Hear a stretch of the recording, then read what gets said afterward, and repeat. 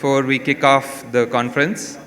The first one is a recap of the 2 days of tutorials that we had on Saturday and Sunday. And the second is about the conference. So please enjoy the videos and then we will get going. Folks outside, if you are on the exhibits, please do come join us. We are going to get going. Okay.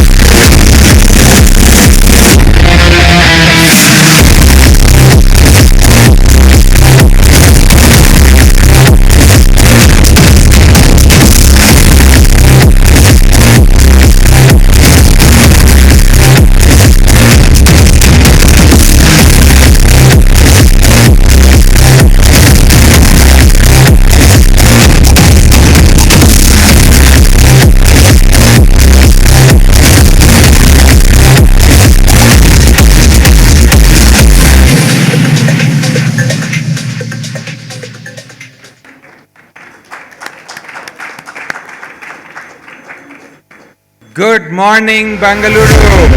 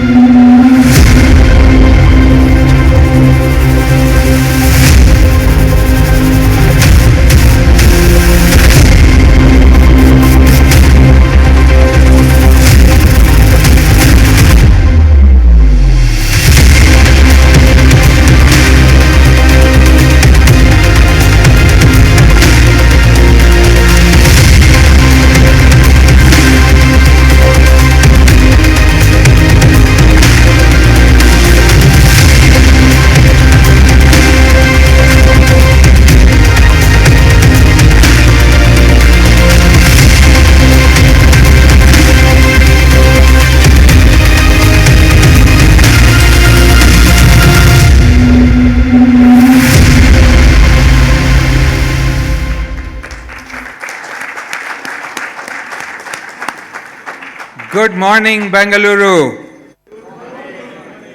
Okay, that was okay, but not excellent. Once more. Good morning, Bengaluru. All right, now you've got the blood flowing. All right, so let's get started. Namaskara and welcome to the 38th International VLSI Design and 24th International Embedded Systems Conference. My name is Sumit Agrawal, and along with Vasanta Eraguntla and Gayatri Rangu, we will be your hosts for this conference, which is going to run through Wednesday. The theme for this year's VLSI conference is Silicon Meets AI, Sustainable Innovations in Accelerated Computing, Secure Connectivity, and Intelligent Mobility. So, sounds like a mouthful, but very pertinent to what is going on in the industry right now. We have a very rich lineup of events, including technical papers, keynotes, fireside chats, exhibits, design contests, posters, tutorials, and an exciting award ceremony tomorrow evening. So please do stay engaged through the conference. And one request, please put your phones on silent. And you know, the funny thing is you say that and everyone says, yeah, yeah, yeah, and within a minute there'll be a phone ringing. So can you please do it now? This is the Dhoni ad for people who have seen it. Anyway, so let us get started. We will begin with the inauguration of the conference. Our chief guest, Shri Ashwini Vaishnav, the Honorable Minister of Railways, Information and Broadcasting, and Electronics and IT, is not able to make it because of last-minute conflicts in his schedule. But we do have his blessings and his best wishes. So we will proceed with the conference with his wishes. To start with, I would like to invite Chitra Hariharan, who is the Secretary of the VLSI Society of India, to kick off the inauguration and the lamp lighting. So please welcome Chitra.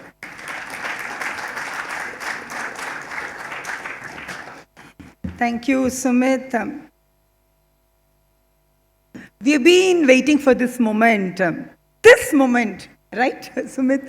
For all through this year, we have been putting great efforts to make this conference happen, and I'm absolutely thrilled to stand before you and welcome each of you for this prestigious international conference on VLSI design. This is the 38th edition we are celebrating, and 24th edition of Embedded System Conference.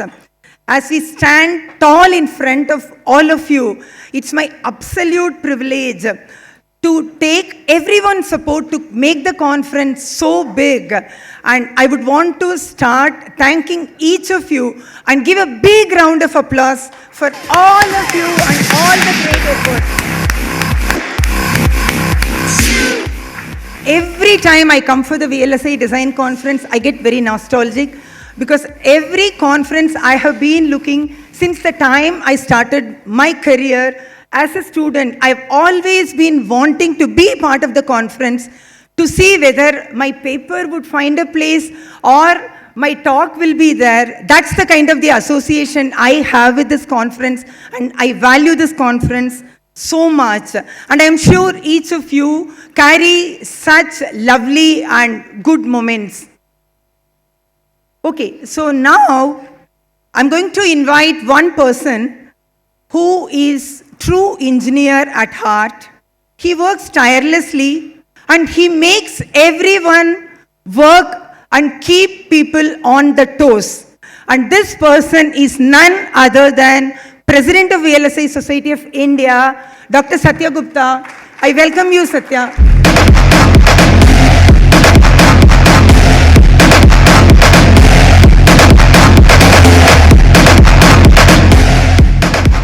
Satya, it's my honor and privilege to work with you and to work with VLSI Society of India. And I'm sure we will take VLSI Society of India to greater and greater heights in the coming years with everyone's support.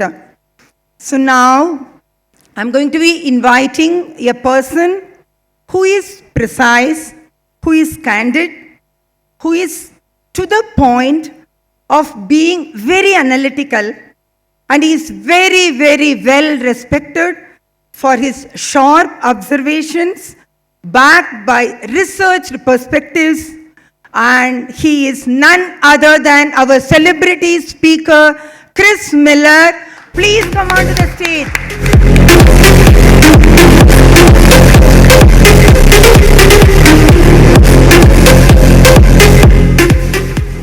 Chris, you have become the most sought after voice in the global chip community and the semicon industry, Chris.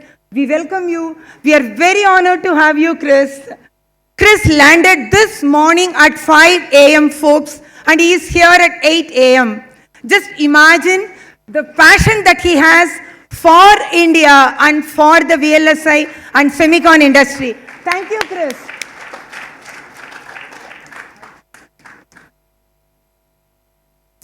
Next, I invite a visionary who has laid the foundation for VLSI Society of India. We are here together because of him, and he has enabled this platform so seamlessly. He is encouraging, supportive all the time. He is our distinguished Professor Emeritus at Auburn University, Professor Vishwani Agarwal. Please come over to the stage, sir.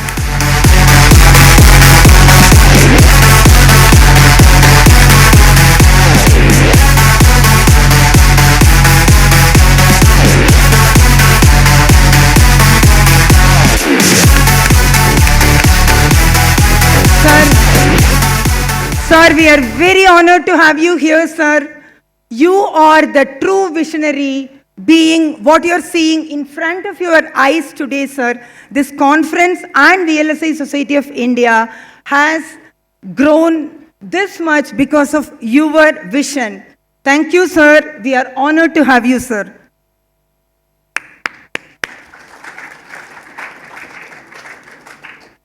All the great efforts, we would need anchors. We all understand that. So there are 3 anchor companies which are behind this conference.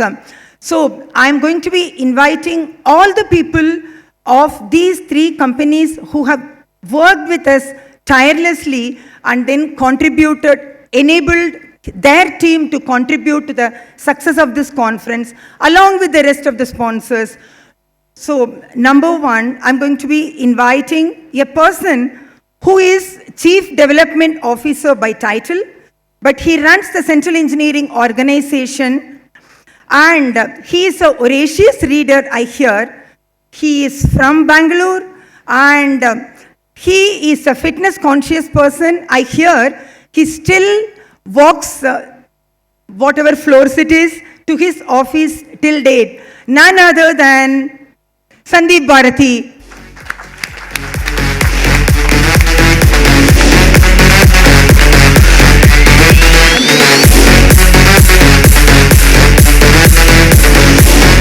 Welcome, Sandeep. Thank you so much, Sandeep. Senior Corporate Vice President by title, a person who drove the development and launch of 32-bit microcontroller and product line and new family for 64-bit processors. And I hear he loves traveling and trekking as well. I welcome Patrick Johnson of Microchip Technology. Please come over to the stage, sir.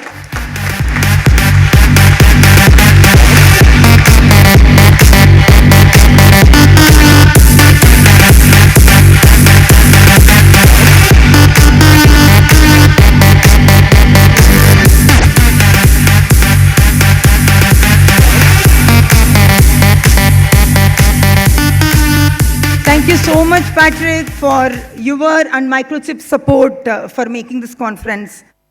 Now I'm going to go on to invite Hitesh Garg. He is the VP and Country Head of India. He is part of the India ecosystem, doing a lot for India ecosystem, and he is always there for VLSI Society of India's every effort. I hear he is still stuck in the traffic, and I'm going to be inviting Rahul Bedi. Just to come over to the stage, Rahul, please come over, Rahul.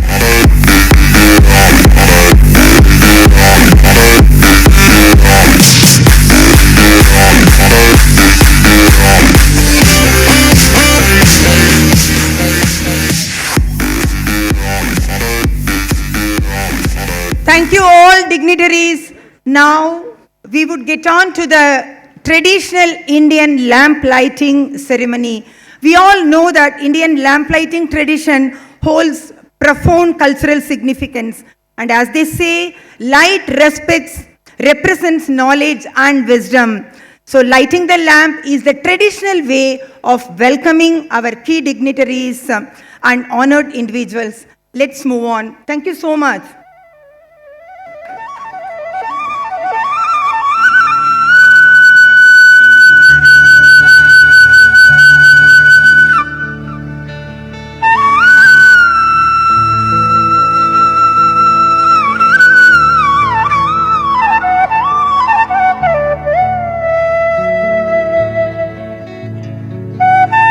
I'm welcoming our general chairs, Naveen, Shrikant and Rajiv to join us for the lamp lighting. Please come over.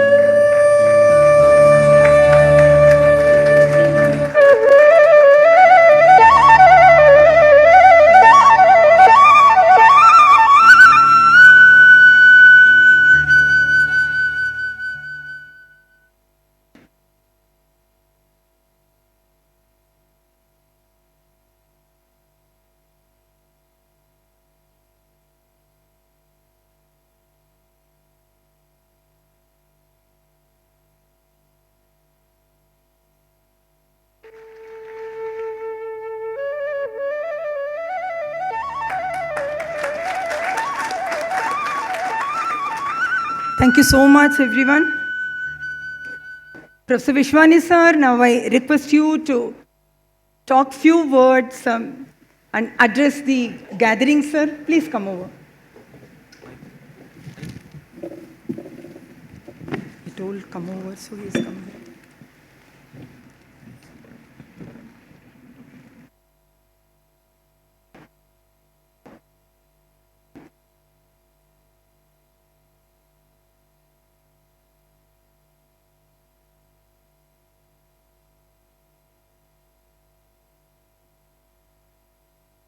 Good morning. Now, Chitra has given me a job of telling you something about this conference, origin of the conference. First of all, let me ask, is there anyone here who was at the first VLSI conference?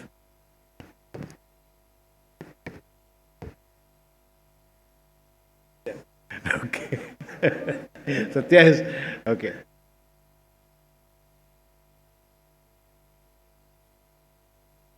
No one else. Well, that just shows how old the conference has become. Uh, it started out in December of 1985 as a VLSID workshop at IIT Madras. And it was actually a brainchild of Professor H.N. Mahabala, who was a professor at that time at IIT Madras. So one of the other conferences, he approached me and he said that, should we organize a VLSI meeting like this? And I said, yes, why not? So that was the first workshop, and it was attended by something like a 60 or so attendees at the IIT. And VLSI was a new field. In fact, when I went to college, there was no VLSI or anything related to that in my education. So in VLSI design, we sort of we could foresee what is going to happen in the technology, or what was going to happen in the technology. Fortunately, that became true as the time went on. We started out with 3 sessions. There was a VLSI design session, or tutorial type of talk, by Professor Jacob Abraham of, at that time at University of Illinois. He is now at University of Texas at Austin. There was a session by me given on VLSI testing, and a third session was VLSI technology. So we were foreseeing that there would be 3 sections in VLSI: the design, test, and the technology development. And that was done by Professor A.B. Bhattacharya of IIT Delhi. After that, we kind of went home.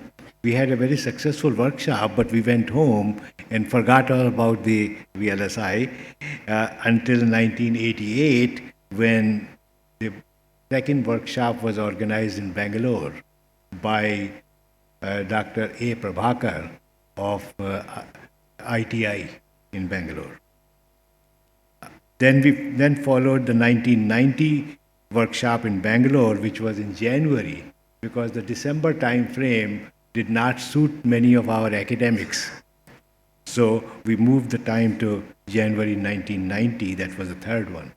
And at that conference, or that workshop, our group decided that we wanted to have a sponsoring organization for this workshop, and that's how VSI, or VLSI Society of India, was founded.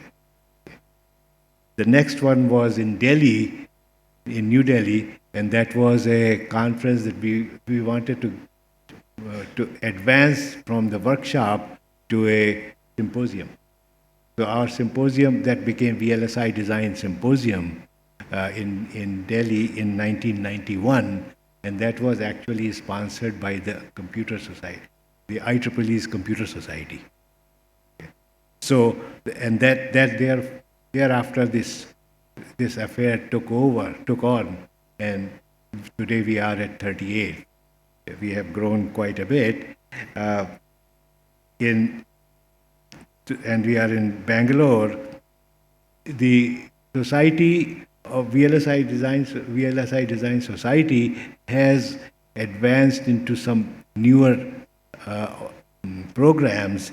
For example, they have a VDAT workshop, VDAT conference or symposium, which has been held every year. They also organize several workshops. But the time, as you can see, that the time has come for these activities. So it is not that the VLSI conference advanced the technology in India, but that the conference and the technology both have grown simultaneously and benefited from each other. So I welcome you at the conference today, this conference, and I hope that you will enjoy it, and then you will keep coming back again and again. Thank you very much.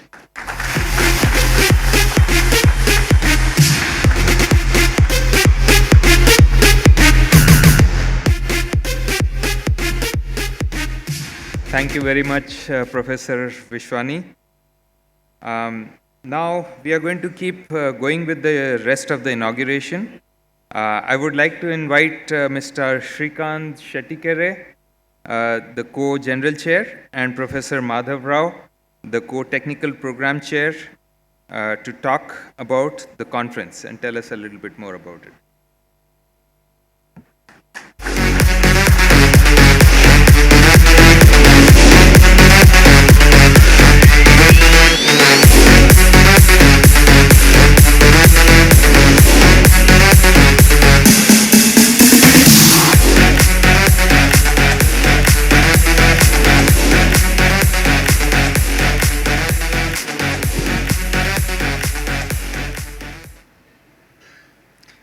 Very good morning, everyone. Looking at the sponsorship, I'm truly marveled to see Microchip with a new experience along with you. It's a true, very large-scale integration of distinguished guests, eminent scholars, industry leaders, fellow researchers, and students. On behalf of the organizing committee, it is my distinct privilege to welcome each and every one of you who is present today to this 38th VLSI conference and 24th Embedded Systems conference. So the very first question, the pervader of the universe, Dr. Vishwani Agarwal, who set the legacy for all of us to take this moment of VLSI design to the next generation. I think people who are attending this conference, most of you were not even born when this conference was started way back in 1984 in IIT Madras, along with Dr. Vishwani Agarwal, Professor Jacob Abraham, Dr. Prabhakaran, and Professor H.N. Mahabalan, as he rightly mentioned. So we carry the pursuit of excellence in making this conference more and more successful as we evolved over the years. So, as you know, the city, Bangalore, was known for its glory as retirer's paradise. But over the years, the footprint has changed. It has become the de facto home for many engineering aspirants. It has become an IT hub or the Silicon Valley of India over the years.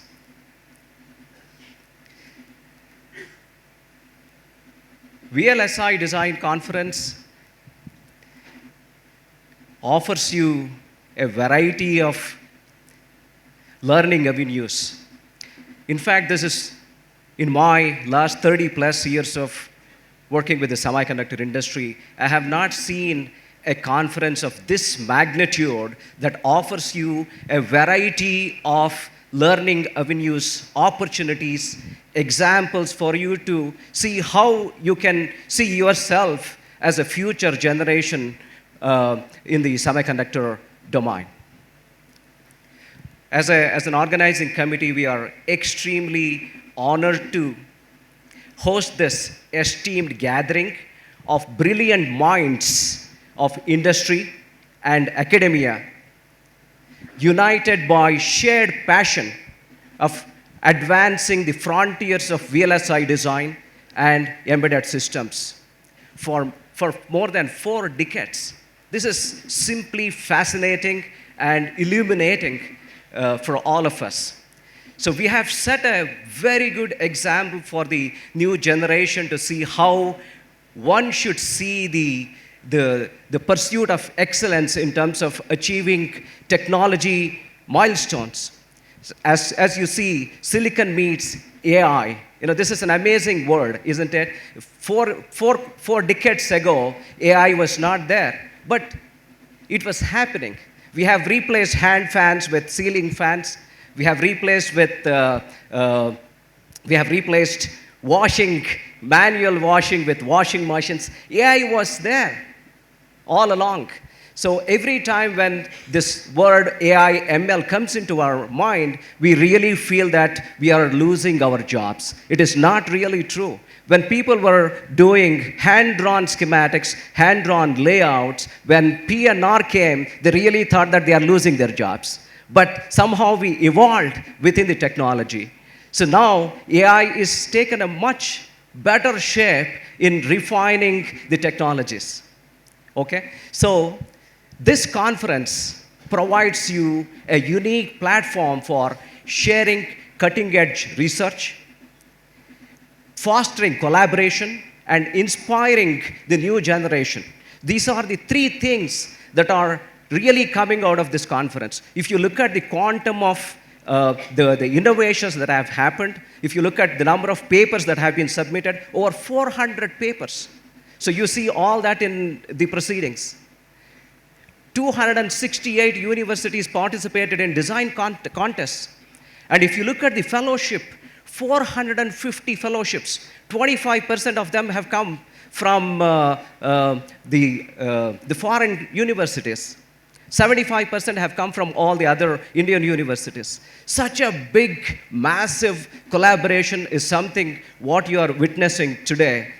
And in my last 3 decades, I have not really seen the amount of very large scale integration of this magnitude of collaboration is simply fascinating and amazing. So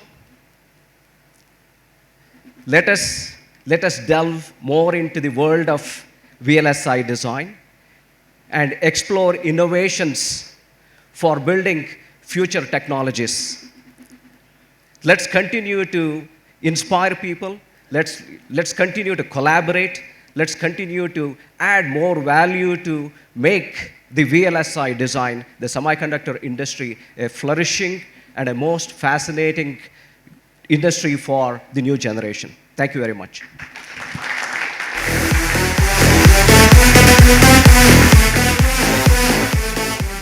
Thank you, Shrikant. I'm trying to echo his words, but in a slightly different way. First of all, good morning to everyone. I, Madhav Rao, on behalf of the VLSI D team, welcome you. Welcome you to the Namma Bengaluru, as well as to the 38th International Conference on VLSI Design and 24th Embedded Systems Conference. This conference is kind of very unique in the sense there are several different avenues that are being organized in a single event.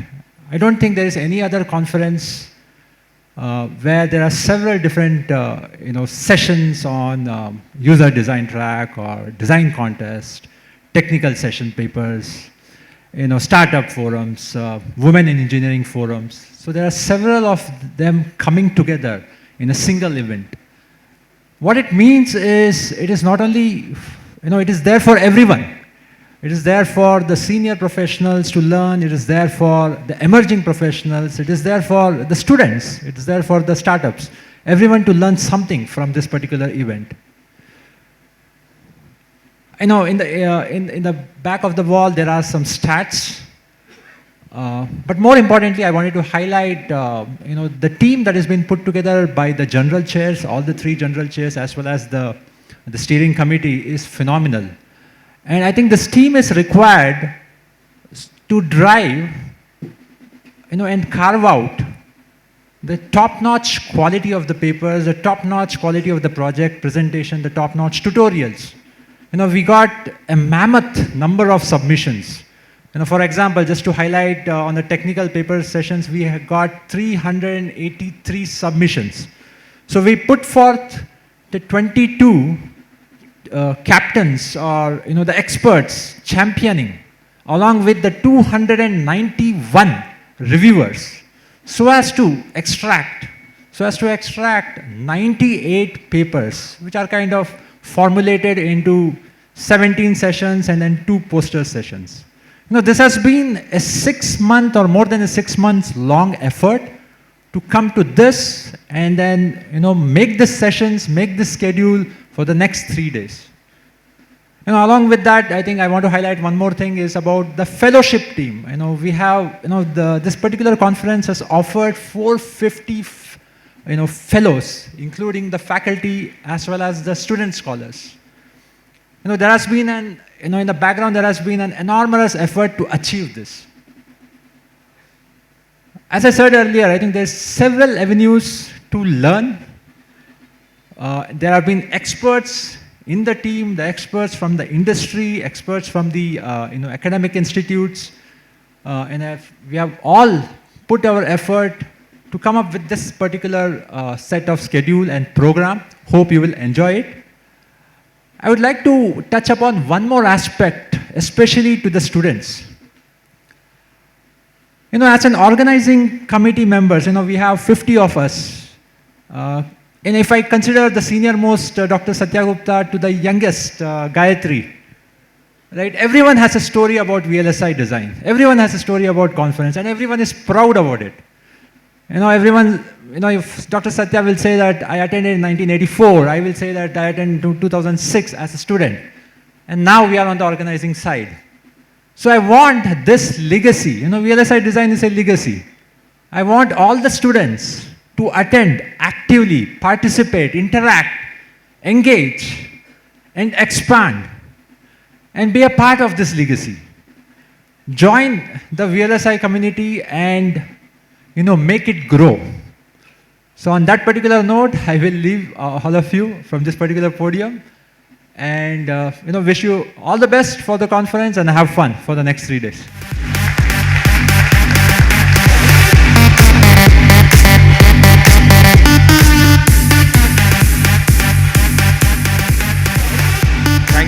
Thank you, Shrikant and Madhav. That was very informative and very exciting. Hopefully, people will come up in more numbers and more deep research to take our VLSI journey forward in India and across the globe. Next, we have Dr. Satya Gupta, the President of the VLSI Society of India, talking to us about some of the initiatives that VSI is working through.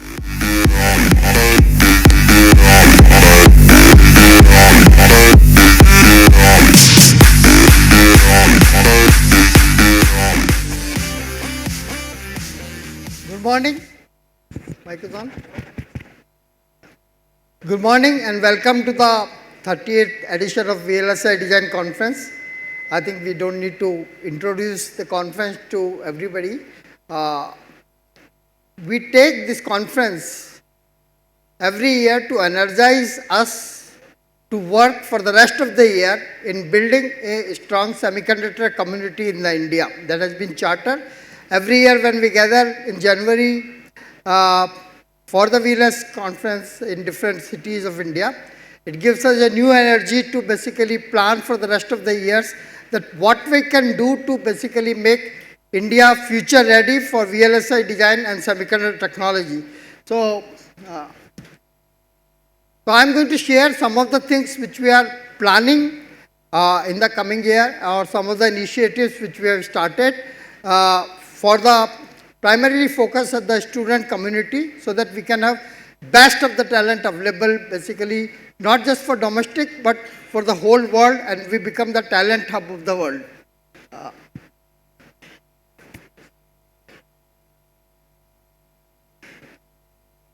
So just to give a perspective, I think some of the graphics may be hidden. Today we are about $200 billion of electronics consumption in India and about $40 billion of that comes from the semiconductor. When we go to 2030, the electronics consumption is going to be $500 billion and semiconductor consumption is going to become $110 billion. And once we reach the 2047, which is the centenary of India independence, or what the phrase has been coined by the government, Viksit Bharat by 2047, the total consumption will reach $3 trillion of the electronics, and semiconductor will become $810 billion of consumption in India. If you look at from the today's global perspective, the total semiconductor market is only about $540 or $550 billion. So we will become much bigger than the today's semiconductor market, just consumption in India. But that's the opportunity. Now, all of us in this room, and basically people in the industry, people from IESA, our job is to convert this opportunity into reality and the business. Even if we make basically say 30% of this consumption, we will do it from India. Imagine the numbers we are talking. $1 trillion business for electronics and almost $200 billion, $250 billion business of semiconductors, right? Staggering opportunity. We are basically probably just at the tip of the iceberg. Now, to do this, if you talk to any of the gentlemen sitting on the dais, what is the number one conversation in their boardroom? Is the availability of talent. Am I right? Yes. So that's what our focus. If we have to realize this opportunity, then we have to develop the world-class talent, right? So several initiatives which we have started or which we are going to start. First is to establish regional chapters in every major state of India so that regional communities can be built here. So it's not a monolithic, but local people driving their local initiative, getting together, building a semiconductor community. We have already launched 5 chapters basically in 5 states. The next is going to be in Tamil Nadu, after that AP, Punjab. This year we are going to open 10 more chapters basically in different states of the country. And the whole purpose is to bring the semiconductor community, whether it's from academics, whether it's industry or the government, together at a local level. So semiconductor technology and chip design does not remain in 2 or 3 cities, but it goes to every one of the 750 districts of India. That's the basically vision we have about this. Second thing that we hear from everybody, if you look at global landscape, I think 90% of the hiring for the new hires nowadays happens through internship. Whether it's a Google, our semiconductor companies and so on and so forth. But India's ecosystem is so large that companies cannot reach to every student or every college, and every student cannot reach to the company. So we are starting basically a program called VSIP in collaboration with CareerNet, which is one of the largest HR company in the world, to create an internship exchange where we'll take the students from all the colleges across the India, do preliminary screening, call 2,000 people back in Bangalore, so all the companies basically can seamlessly interact with them and choose for the internship. So that will help in reducing the gap of how do we reach out to every student. And this is my favorite. Everywhere we go, people say that our students are not industry ready. So how do we make them industry ready? If we can make every student do a tape out before they graduate, they can be basically industry ready from the day one, because what we do is what they will do. Okay? Maybe at a smaller scale, but every trick in our book, basically they will learn if they do a tape out. So we are launching this program called One Tops, one tape out per student in any academic course which is running. And through this, we will do 100 full-fledged RISC-V tape outs in next 3 years. And we are fortunate. So typically, the question comes, if I do a tape out, where do I fabricate? What are the avenues fabricate? It's very expensive. So what we have done is we have tied up with the Global Foundry, and they have graciously agreed to give 55 nanometer node access to all the academic institutes, Every student will have a 55 node PDK and all the libraries access. We are partnering with Analog Bits. It's a very large analog IP company from the United States. They have agreed to give free analog IPs for anybody who wants basically do these chips for 55 nanometer global foundry node. And we are going to partner with Chipin. This is a CDAC initiative, and Sudarshan sir is here. They are going to help us in coordinating basically this activity among so many students, right? If we are aiming 100 tape outs, that Samit knows how much work it is, right? So, and best thing is that all the tape outs will be subsidized for MPW. 50% of their cost is basically be subsidized by VLSI Society of India, so that there is no burden on basically students to basically do the tape out. So, I think we are basically preparing India to have basically next generation ready and make basically our country future ready. This is a picture of the young girl who came with their parents for yesterday and day before attending the conference, and she is holding a board which is developed by CDAC, Aries 3, developed by CDAC on a Vega processor. Now, last thing I would say, opportunity is huge. India, other than high-tech sector, has so much opportunity in infrastructure and logistics sector which we have not even tapped. We are not using very advanced technology in railway. We are not using advanced technology in the transportation, and that market is huge. Just to give a number, for railway safety program, many of you would have heard about Kavach. It has total budget of 50,000 crore. But it's not using the best and advanced technology from this community, right? So those are the kind of the opportunity we have. Government has set up this Gati Shakti mission and Gati Shakti University under the stewardess of our minister who could not come.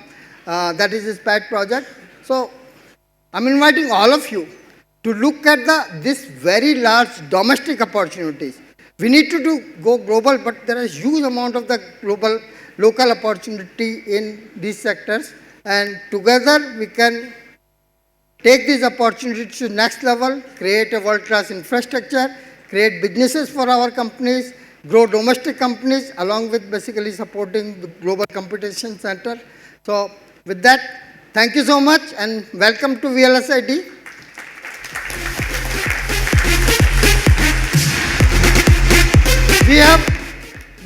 This year we have crossed basically 2,500 participants for this conference, which is probably any technical conference in India, in any field, it's the largest number of participation. So thank you. Let's enjoy the 3 days of camaraderie and make India a strong semiconductor product nation. Thank you so much.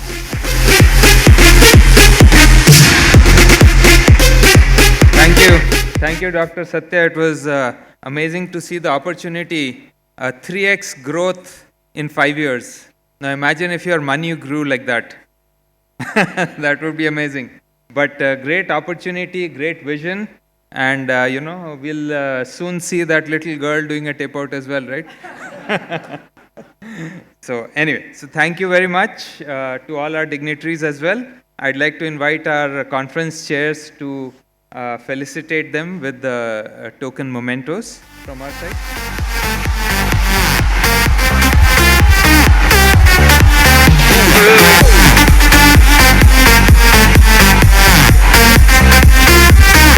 I'd like to invite Hitesh, please, to join us. Hitesh, can you please join us? He's been able to navigate the Bangalore traffic finally.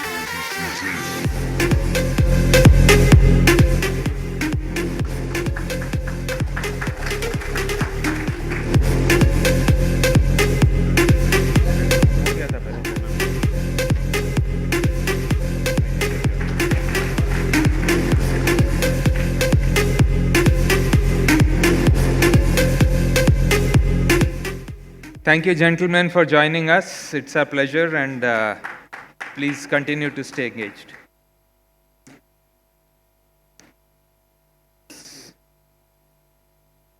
I think.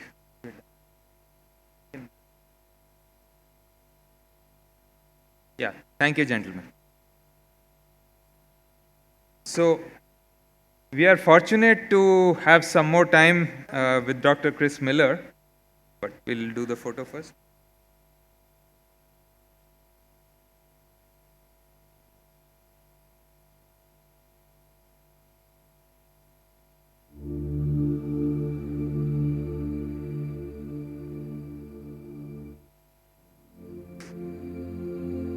Thank you again, gentlemen. Thank you very much. So we are fortunate to engage with Dr. Chris Miller next on a fireside chat called Chip Pe Charcha, hosted by Dr. Gupta. So, everyone, we talk about chai pe charcha, right? But when you are having chai, you need something to eat with it. You need some chips. So now we are doing Chip Pe Charcha. I don't know if you have seen already, but there are a few sessions of Chip Pe Charcha that have already happened, and they've been published online. But we are fortunate to do this live in front of you in the conference. And so, please give a big round of applause to Dr. Miller again. Very quick note, we are not doing question and answers in this session. So please do stay engaged and please do interact with them after the session. During the breaks, they will be available.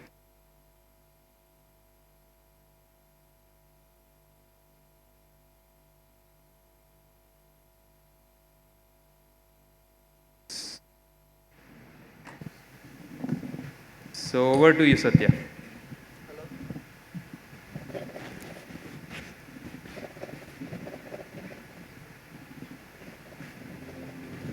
Hello. So good morning. How many of you have read Chip War book? Okay.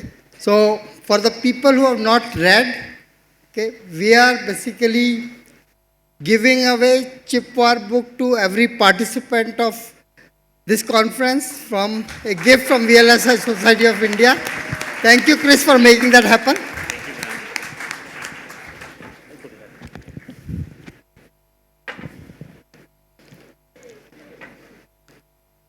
So since most of you already know Chris, he is the person who gave the world an inside perspective of the growth of the semiconductor industry, what are the factors, technical, geopolitical, government support.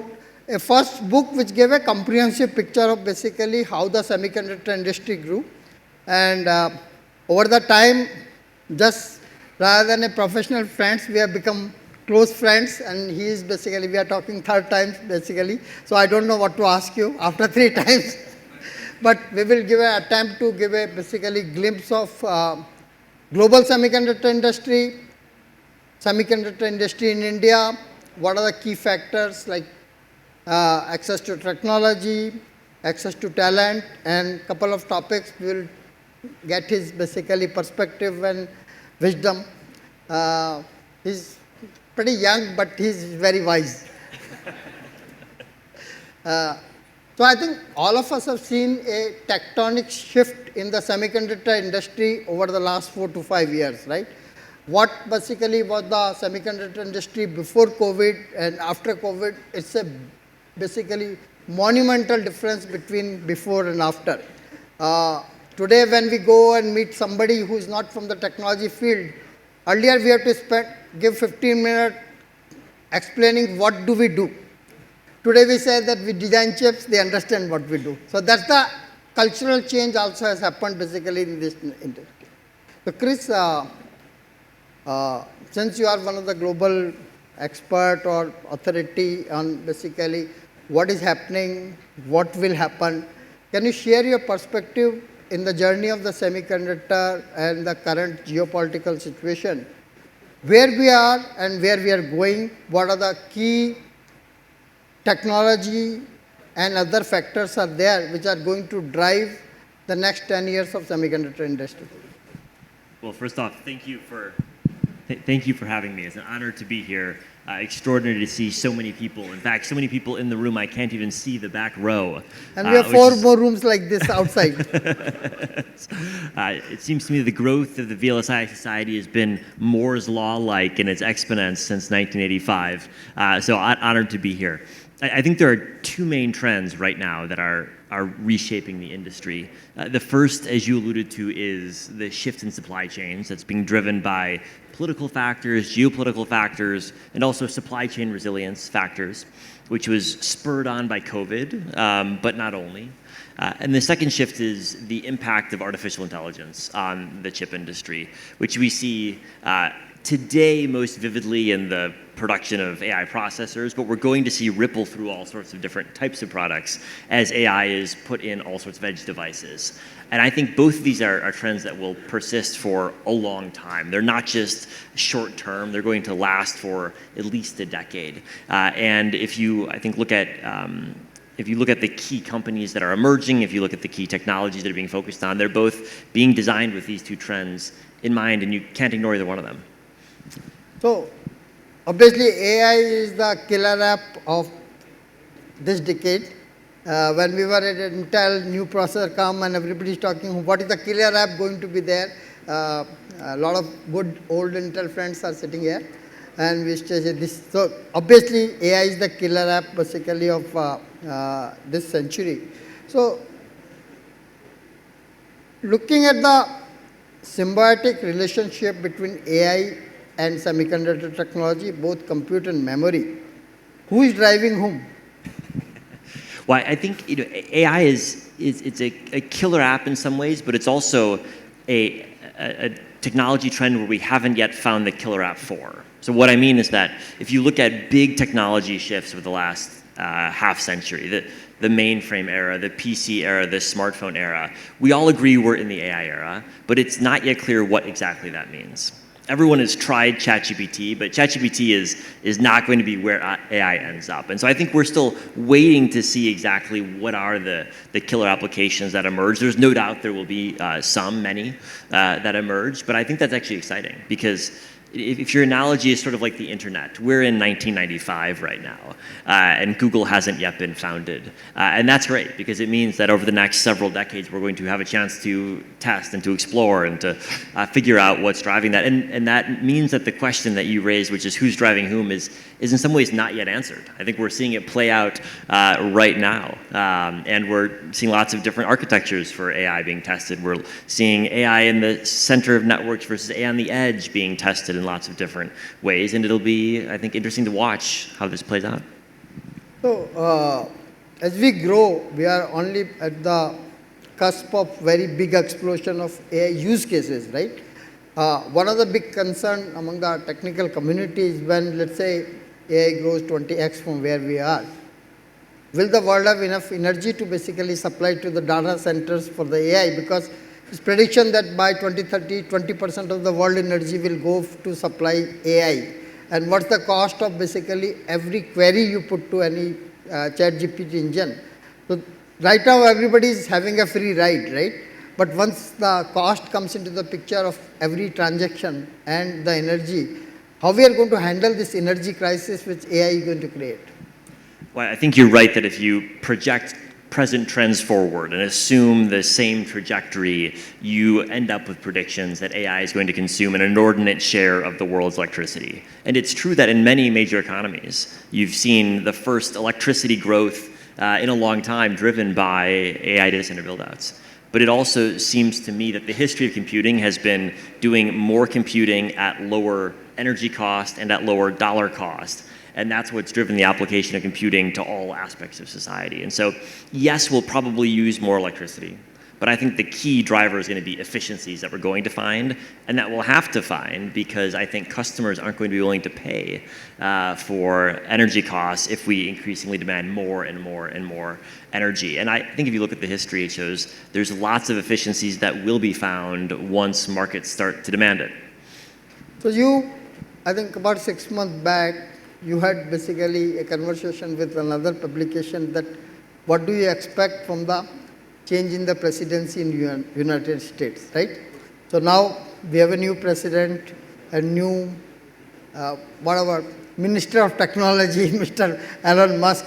What do you expect basically the changes in the geopolitics, especially with the tariffs and China strategy? How do you see the whole situation panning out? If you want to duck the question, that's fine also. No, happy to take that question. Happy to take that question. I think many of you probably know that politics in the US is very contentious and there's not much that Democrats and Republicans agree on. I think the only thing that they agree on is that semiconductors are important. And if you talk to members of Congress or senators from both parties, that's basically conventional wisdom that semiconductors matter. And so there's debate around the edges as to how exactly should you support semiconductors and what does that entail. But I think there's not going to be major changes in policy. If you look at the effort to subsidize domestic manufacturing, that's supported by Democrats and Republicans in Congress. The effort to stay ahead of China, that's supported by Democrats and Republicans in Congress. And so I don't think there's going to be huge changes there. There will probably be more tariffs. President-elect Trump has promised lots of tariffs. But of course, President Biden also increased tariffs on semiconductors, at least semiconductors being imported from China. And so that too, you could argue, is a bipartisan consensus in the United States. You might disagree with it, but I think Democrats and Republicans have both supported it. And so I think that in many aspects of politics, there's going to be big change coming when Trump takes office later this month. But in semiconductors in particular, I think there'll be less change than you would expect because there's actually consensus among both parties as to the importance of the issue. So, as basically this trade war predominantly between US and China looks like it's going to escalate to the next level, how does that create the opportunity for a large economy like India? Well, I think one of the things that people in this room know, but people who aren't involved in the semiconductor industry are surprised by, is that there's not a single country in the world that is self-sufficient in semiconductors across the supply chain. Everyone's reliant on somebody else. And I think from the perspective of US policymakers, they don't like that fact, but they also recognize it's the reality. Whether it's lithography machines from ASML or advanced fabrication in Taiwan, they're not going to be self-sufficient, and so they need partners. And I think we've seen over the past couple of years a deepening technology partnership between the United States and India, with semiconductors really being one of the central pillars of that. And that's something that, again, is not going to change with the new administration. And I think in India, that's coincided with a real push from the Indian government to invest more in the semiconductor ecosystem here, both in terms of India's integration into international supply chains, but also, as you mentioned, more domestic production for domestic products. And there's an alignment, I think, between those two dynamics, the desire to make more in India with the US desire to have closer partnerships with India. And that, to me, has been an alignment that looks durable and looks important in the years to come. So, do you see in the horizon an alternative to ASML?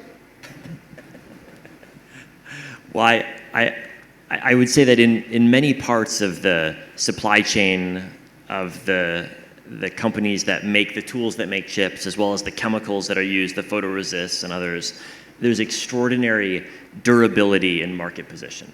You find that companies that were in their market position 30 years ago are in their same market position today. That's true for ASML, that's true for many of the companies. And so just recognizing that, I would not bet on very large changes in that segment of the supply chain. It's different if you look at design, where certainly there are some names that are on the wall right here that have existed for a long time, but there are also some names that have not existed for so long. And of course, the most valuable semiconductor company in the world today was not the most valuable just a couple of years ago. And so in the design space, there's much more scope for big changes, but I wouldn't bet on big changes in the equipment space.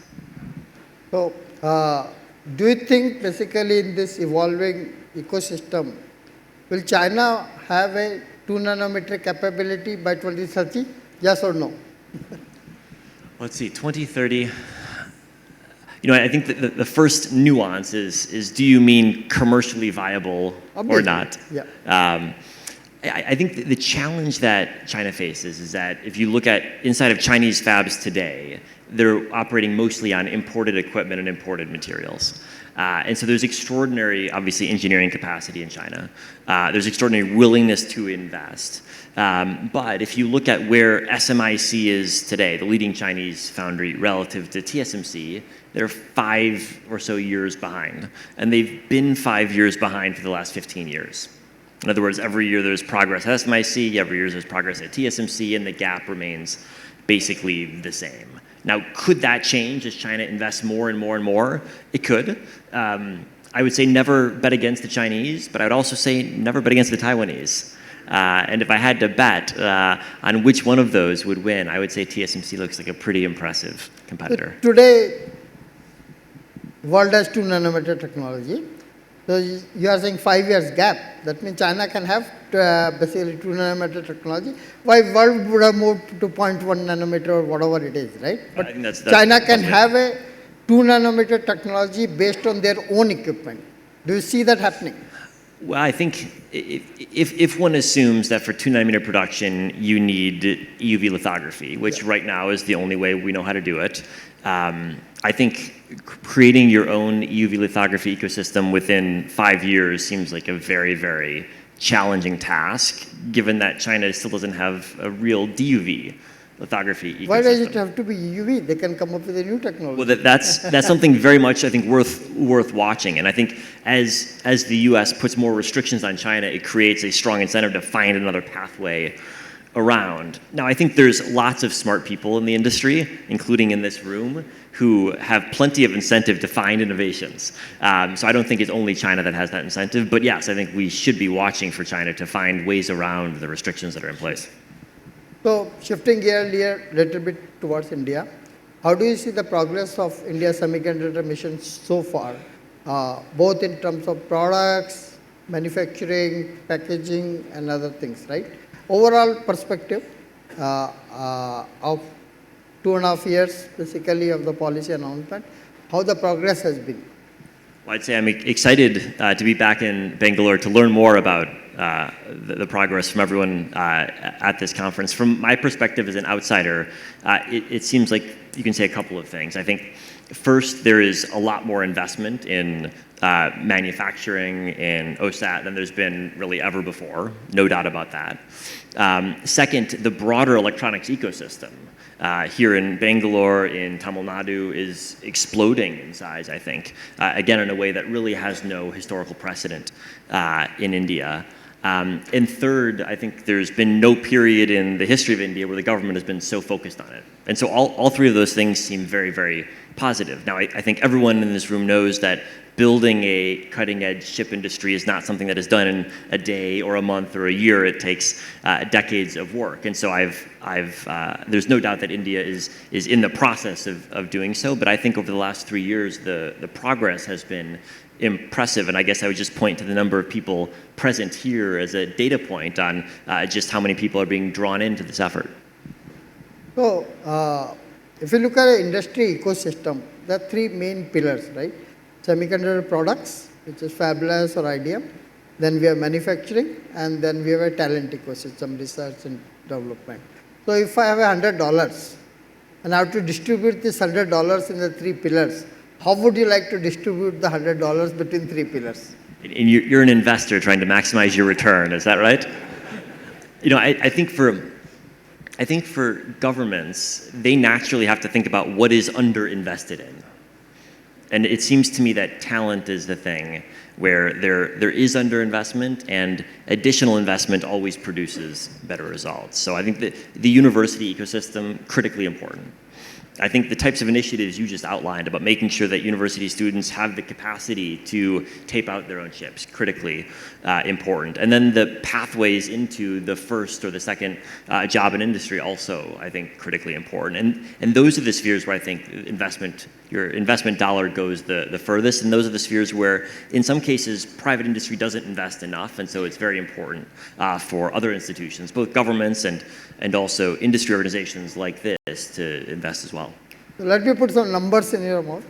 If you have $100 and if you decide to invest $75 in manufacturing because that is capex incentive, $20 in the products because fabulous products drive the whole ecosystem, and 5% in talent development, will that be a fair distribution of $100?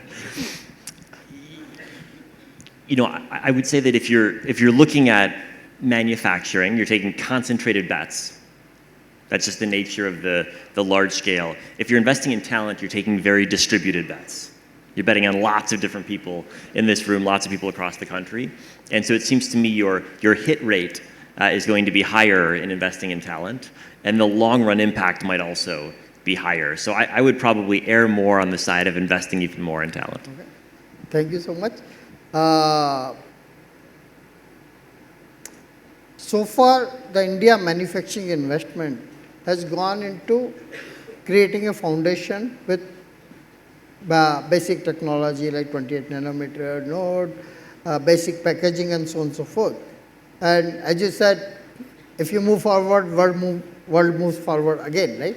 So if, while we are building the base of foundational commercial technologies, are there any niche areas where basically, which are not like production ready, maybe just getting there? Are there any areas like that where you can leapfrog and take basically lead in those areas? Well, I think in many parts of the product and design ecosystem, we're seeing that opportunity right now with edge AI applications. Nobody really knows exactly what will be the killer app of AI, as we talked about, but there will be lots of applications on the edge in cars and in glasses potentially, and in medical devices and in industrial applications. And there, because it's a blank slate in terms of products, there's lots of leapfrogging capability there. I think the other space that I would focus on in the manufacturing side is in all of the semiconductors that will be needed for the energy transition. Compound semiconductors, for example, where there is investment, but there will need to be lots more investment to devise the right types of capabilities and products for the energy transition. Just to take an example, the way AI is growing, you will need more compute, more memory. The obvious solution is a true heterogeneous 3D integration. Right now we are halfway there. So, and it does not require the type of the investment which you need in 2 nanometer fab. So can India put a bet where basically you can take anybody's compute die, anybody's memory die, not designed for each other like today AMD designs everything around a packaging solution. You take anybody's die, anybody's memory, anybody's basically interposer, and create a true 3D technology and manufacturing capability. Does it make sense for India to take those kind of bets, because that can be done in about $500 million. You don't need basically $10 billion for doing that. And since technology is just coming up, does it make sense to put basically money and energy in those kind of bets? Well, I think that's a creative idea. I think you're right to suggest that taking on TSMC or Samsung at cutting edge nodes is a very difficult task. You know, you can read in the newspapers that perhaps the United Arab Emirates is going to try to create a leading edge cluster in the UAE, but they've got endless quantities of cash and perhaps not as much focus on return on investment. They have Naveed also now. That's right. That's right. That's right. So I think it's right to be creative, and I think the fact that we are at an inflection point in terms of the significance of packaging, which used to be thought of as low value and boring, and now is at the center of technological innovation, does, I think, imply that there will be business model changes alongside that. I was seeing some NVIDIA number, the packaging cost is more than the die cost. We have like 30 seconds, any final thought? Any final thoughts about what India should focus on? Well, I would just go back to the question of talent development. I think there's two things that I'm always struck by in talent development. I think one is the technical talent, but then two is the business talent, and that's the part that I think often gets underestimated. And I'm very keen to see, with every technical degree, business classes being central to that, and business experience being central to that, because ultimately, to bring products to market is not solely about designing them, it's also about identifying the market, and shepherding the product through. And that's where I think there's also plenty of scope for investment and talent. Very well said. Do we have time for one question? No. Okay. Thank you very much. Thank you, Chris. As always, very pleasure to talk to you. And once again, welcome to India. And VLSI. Thank you guys. Thank you, Chris and Satya. That was really very insightful thoughts and questions there. So thank you very much.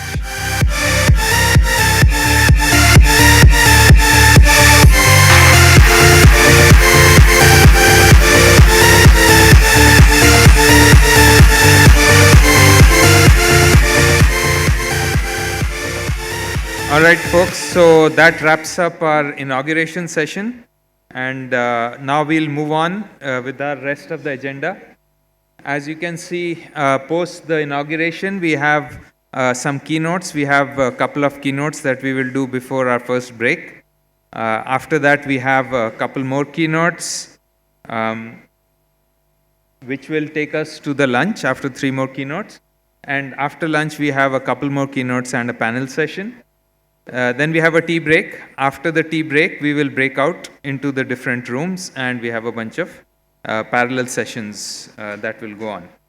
A couple of quick notes here. One is, folks, if you are standing here, we do have this telecast happening live in the Royal Ballroom and the turret on the same floor.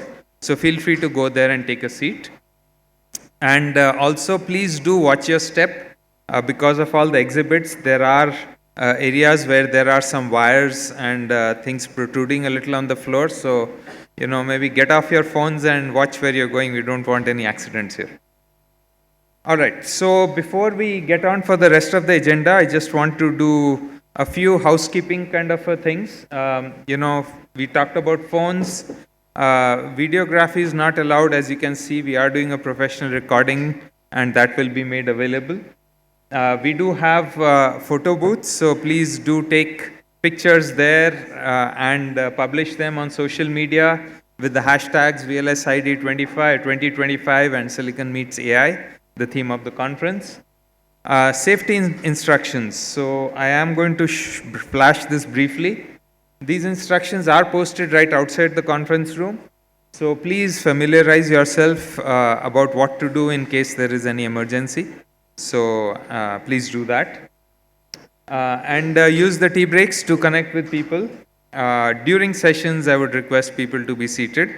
Use the breaks in sessions to move out if you need to. Okay, so let us start off with the first keynote.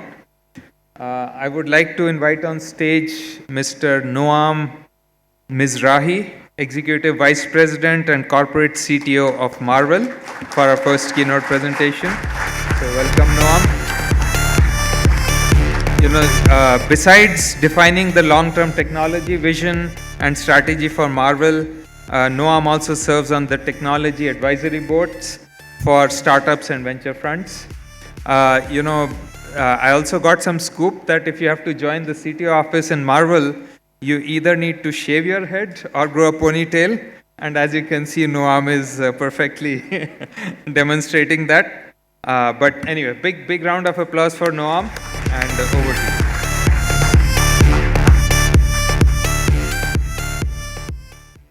So how often do you have the opportunity to see an order of magnitude change that happens over a short period of time? Not too often, I believe, but the last few years have been different. Good morning, everyone. It's a great pleasure for me to be back here at VLSID. Last time I was here on this stage was 2 years ago, back in January 23, about a month after the introduction of ChatGPT and Gen AI. And if you ask yourself, how many presentations back then talked about the impact of AI on everything that we do? Let me give you the tip, a few. How many of them are going to discuss about the impact of AI in this conference? Probably more than a few, because over the last few years, so much has happened. As if the world has started moving faster, an order of magnitude faster.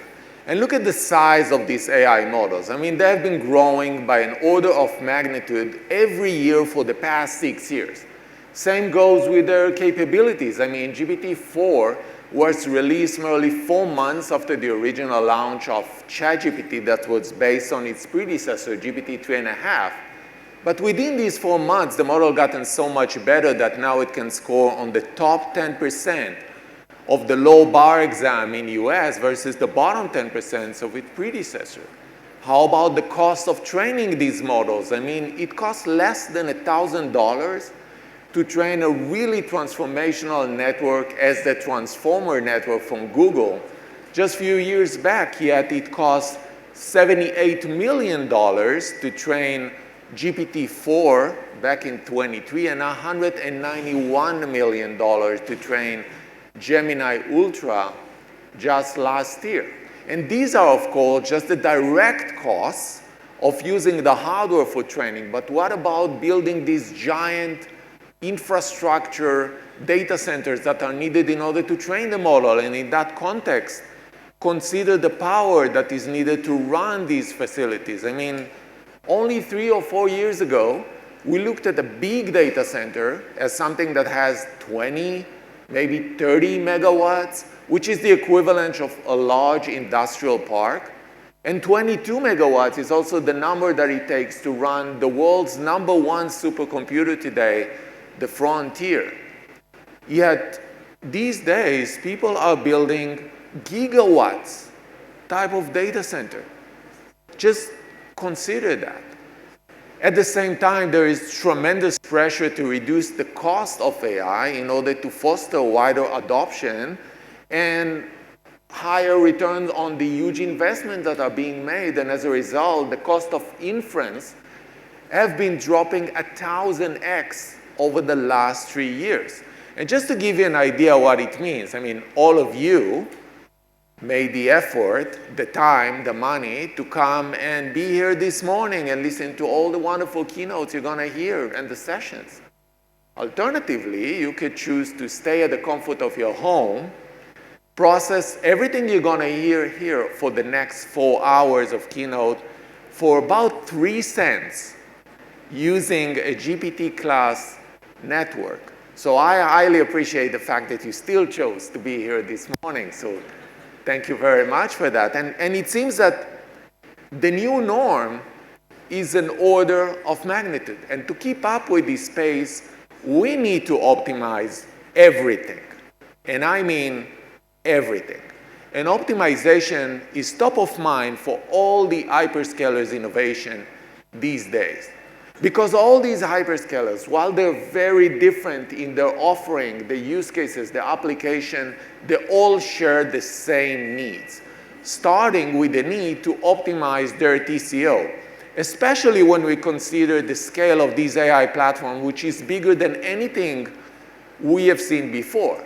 And when you consider general purpose solution, they're actually so good. I mean, they're way better than just being good enough. They're almost 100% perfect to what we need. They're so flexible, easy to use, but yet, at that scale, anything less than exactly 100% fit to the need is just not enough. Because at scale, every wasted milliwatt turns into a megawatt. Every non-optimized nanosecond turns into a full second, and every invested $1 turns into $1 million. And at the same time, all these hyperscalers need to continue and differentiate their solution to stay ahead of their competition. And that's why all of them are now looking to customize their entire AI platform, A to Z, starting with the AI accelerators, which are the foundational building block of every AI data center. And these AI accelerator chips are really monstrous. I mean, they're pushing the boundaries of silicon technology at each and every aspect, cutting edge at each and every aspect. And also take into account that the time between generation of these chips has accelerated from being 3 to 4 years to now every 1 or 1.5 years. So that leaves you no time to make any mistake or respin of the device, and everything that goes into this chip needs to work first time right and go into production first time right. Which means that a company that want to take on building these chips needs to make some significant upfront investment in all these cutting-edge technologies in order to be ready for the next wave of AI accelerators. So let's see some of the technologies that goes into these monstrous chips, starting with process technology. And these chips integrate anything between 1 and 4 reticle size dies inside, compute that are used for compute only. And of course, every additional compute density that we can achieve at low power consumption is super value. And that's why we're seeing 5 nanometer already in production with all these chips, 3 nanometer and 2 nanometer in works today, and even smaller process geometries just around the corner. But other than the compute dies themselves, there are other IPs that goes into these chips. So things like network processor, security processor, power management blocks, fabric managers, and so on. Which means, again, that if you want to build these chips, you need to have an extensive and very diverse portfolio of IPs that not only operate and continue to run on the latest and greatest, but are also field proven, because we need to be ready, production ready, with the first time right.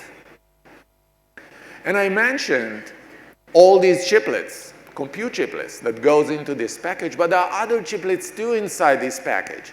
We have I/O chiplets, we have HBMs that are inside, and while we have all these chiplets separately, we certainly want to look and feel as if they were all on the same piece of silicon, which means that all the die-to-die I/O connectivity that connects them all together needs to have the highest possible bandwidth, the highest possible bandwidth density, that is, how many terabits we can drive per given 1 millimeter of beachfront. It should have the lowest power consumption. It should have the lowest area in order to minimize any unnecessary overheads which are associated with that. And while there are industry standards already available like UCIe and AIB, then surprisingly or not, all the hyperscalers and the GPU vendors have their own proprietary protocols and standards that they are using in order to optimize their specific implementations inside their chips. And next generation of these IOs are going to offer 64 gigabits per second signaling for about 20 terabits per second per millimeter of beachfront in their next generation. And this technology became to be so meaningful because of these AI chips that it now is equal in this priority to another paramount I/O connectivity technology that we all know, which is high-speed SerDes. And while we use die-to-die IOs to connect chiplets inside the package, this high-speed SerDes is how we're going to connect the chip to more of its kind, and also to the network.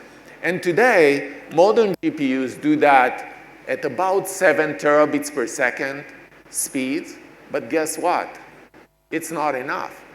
That's why we're seeing 112 gig SerDes in production. We see 224 gig SerDes in production, and we see 448 gig coming up really fast. And you can imagine how hard it is to put such an IP together and make it work first time right. Really, not too many who can put that together, but yet I cannot imagine even a single AI accelerator that will not have these IPs inside. And package technology has grown to be one of the most complex and challenging aspects when you consider how to build an AI accelerator. And many of them are leveraging 2.5D CoWoS-S package technology that leveraging a silicon interposer to connect between the chiplets.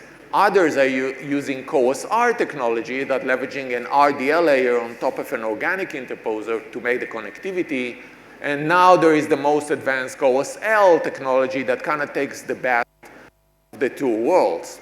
However, one of the most restricting elements for the scale of these AI accelerators is the size of the interposer that limits how many chiplets we can put into a single package and what's going to be their sizes. Which means that if we would like to continue and scale, we need to look for other ways, or maybe other dimensions. And 3D packaging is nothing new. It's been exists already. Actually, in the context of AI, it's known as 3.5D, which is the same thing, but other than the vertical stack, there is also connectivity to the chiplets on the interposer itself. That's why the half D is there. But the size of the chiplets and the power that they consume, which is tremendous, makes it really hard to stack these dies one on top of each other, which is a huge challenge today. Still need to be resolved. Still need to be resolved, but obviously 3D packaging is the next evolution of scale to enable this AI accelerator, especially when you consider additional innovation that can come on top, like hybrid bonding that will allow us to connect these dies together at practically unlimited bandwidth between themselves. And now I mentioned the need to connect accelerators together at really high speeds.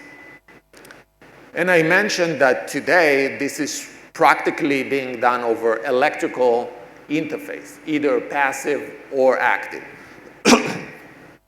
But with the need to continue and grow the bandwidth even further, while taking into account that we still need to drive the very same reach because we haven't changed the form factor, not of the AI server nor the rack, that electrical technology start to hit limits. And the technology that emerged as the one to replace it is optical connectivity. Or to be more accurate in that context, co-packaged silicon photonics type of connectivity. And the idea here is very simple. Connect a SiPho engine, an optical engine, to the compute die and drive the optical signal directly off the accelerator package and connect it with its peers and with the network. However, the modulation, the optical modulation that we're going to use is going to be very different than the type of optical modulation that is used elsewhere in the data center for optical connectivity, as I will show you in just a few slides. Because in here, we don't need to drive kilometers, as other modulations will allow us. We only need to drive a few meters within the server or the rack, so we can trade off a lot of the reach capabilities that this technology offers us for things like lower power, higher bandwidth, lower cost, lower area. And I believe that as we will move forward, we will see optical technology as the connectivity factor within the entire AI data center. And we're going to see these AI accelerators connected over optical technology. Now, I cannot overemphasize the importance of memory to overall AI performance. If GPU is the king of AI, memory is certainly the prince of AI. As can be seen in this chart here that shows a benchmark comparison of MLPerf between two GPUs, the H100, the H200. that you may know that both of them have the exact same computational engine, and they only differ by the fact that the H200, shown in orange here, has 40% more memory bandwidth and 75% more memory capacity that both translate into additional 42% of overall AI performance, which is tremendous. And that is why, with every new introduction of GPU generation or AI accelerators, we continue to see more memory bandwidth and more memory capacity attached to these GPUs. But guess what? Continuing this trend starts to be harder and harder to do. And memory vendors, as well as GPU makers and AI accelerator makers, are looking for a way to continue that scale to happen even though. But HBM is a JEDEC standard. It uses TSV technologies in order to connect and stack DRAM dies on top of a base die that connects back to the compute die over a standard HBM PHY. But with the need to continue and increase the bandwidth and the capacity comes the concept of custom HBM. And custom HBM brings to life and connect together two types of innovation. In the first one, we would replace the base die that today leveraging inferior process technology and doesn't have any logic on it other than the buffer it used to drive the signals. We're going to replace it with the most advanced process technology die. And the second thing that we will do is going to be replace that standard HBM PHY with the same die-to-die I/O technology that I mentioned earlier that has way better bandwidth density, power consumption, and smaller area. Now combine these two things together to get a much more optimized and power-effective solution, as well as being able to save a lot of area within the compute die, because we can do two things. Number one would be to move logic from the compute die into the base die of these HBM that sits within the same package, like the memory controller itself, like DMA engine, like RAS functions that are there in order to maintain the reliability of the interface. And in addition, if you look at the top right corner, you can see that the size of the standard HBM PHY is so much bigger than the size of the IOs that we can use in that case. And take into account that there are multiple instances of this HBM within a package, so the area saving can be so significant that they can scale up to 25% more compute capacity as a result.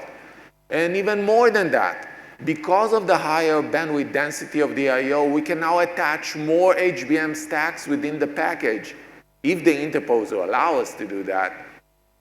And in that case, we can have by far more memory capacity. And that's why both the memory vendors and the AI accelerator and GPU vendors believe that the future of HBM is with custom HBMs. And just recently, Marvell announced a strategic collaboration with the three biggest memory vendors around a custom HBM accelerated compute architecture for the next generation AI accelerators. And all three memory vendors shared that same vision with Marvell that beyond HBM4, it is likely going to be custom HBM.